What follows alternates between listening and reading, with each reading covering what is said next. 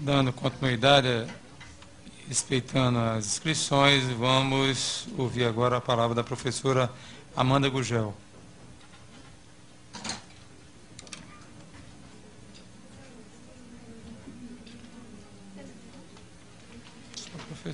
Bom dia a todas e todos. Durante cada fala aqui, eu pensava em como organizar a minha fala, né? Porque, assim, são tantas questões a serem colocadas e tantas angústias, né, do dia a dia, de quem está em sala de aula, de quem está em escola, e eu queria, pelo menos, conseguir sintetizar minimamente essas angústias. Mas também, como as pessoas apresentam muitos números, e como sempre colocam, os números são irrefutáveis, eu gostaria também de apresentar um número para iniciar a minha fala, que é um número composto por 3 algarismos apenas, bem diferente dos outros números que são apresentados aqui com tantos algarismos, que é o número do meu salário, né? Um 9, um 3 e um 0. Meu salário base, R$ 930. E aí eu gostaria de fazer uma pergunta a todas e todos que estão aqui, sim, nível superior, com especialização. Se vocês conseguiriam, mas também respondam só se não ficarem constrangidos, obviamente. Se vocês conseguiriam sobreviver ou manter o padrão de vida que vocês mantêm com este salário? Não conseguiriam.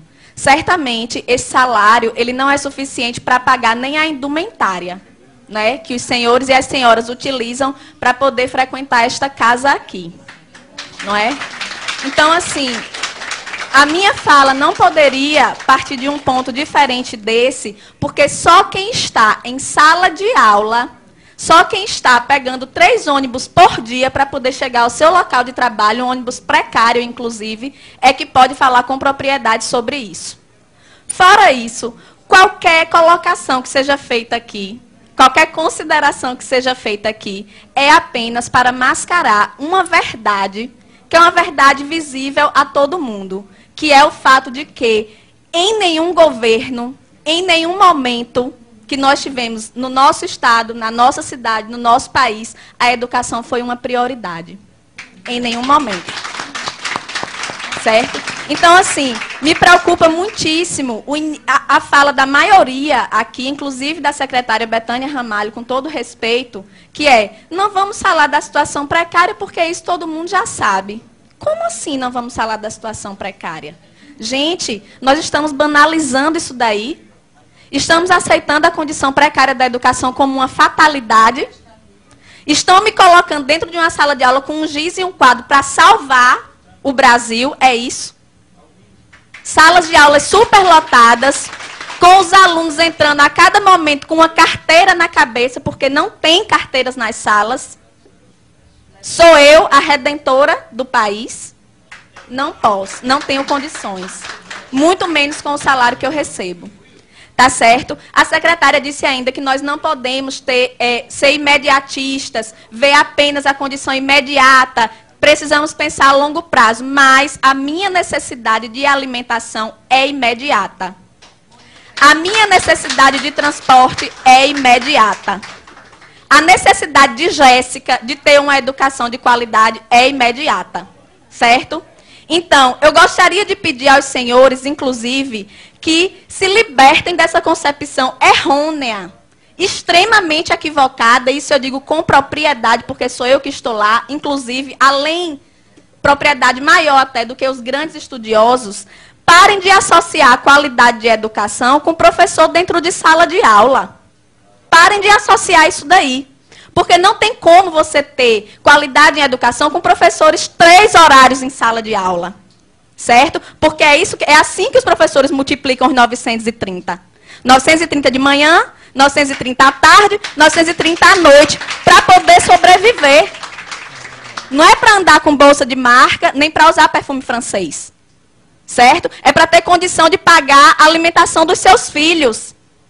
É para ter condição de pagar uma prestação de um carro, que muitas vezes eles compram, para poder se locomover mais rapidamente entre uma escola e outra, e que eles precisam escolher o dia em que vão andar de carro, porque não tem condição de comprar o combustível.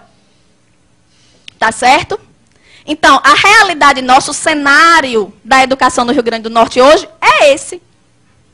E eu não me sinto constrangida em apresentar o meu contra-cheque, nem a aluno, nem a professor, nem a nenhum dos senhores aqui, porque eu penso que o constrangimento deve vir de vocês. Sinto muito, eu lamento, mas deveriam todos estar constrangidos, entende? Então, assim, entra governo e sai governo, e eu peço desculpa mais uma vez, Betânia, mas não tem novidade na sua fala. Sempre o que se solicita da gente é paciência. É tolerância. E eu tenho colegas que estão aguardando pacientemente há 15 anos, há 20 anos, por uma promoção horizontal.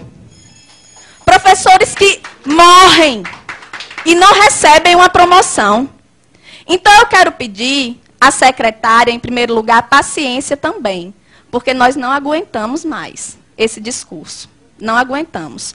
O que nós queremos é objetividade. Como é que é? Queremos sair desse impasse? Queremos. Mas como? Sem nenhuma proposta, de mãos abanando?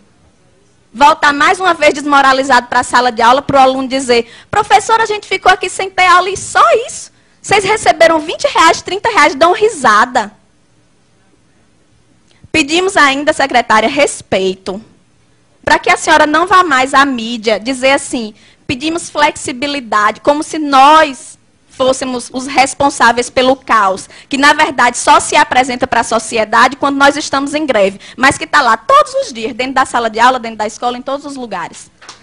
Certo? Então, respeito.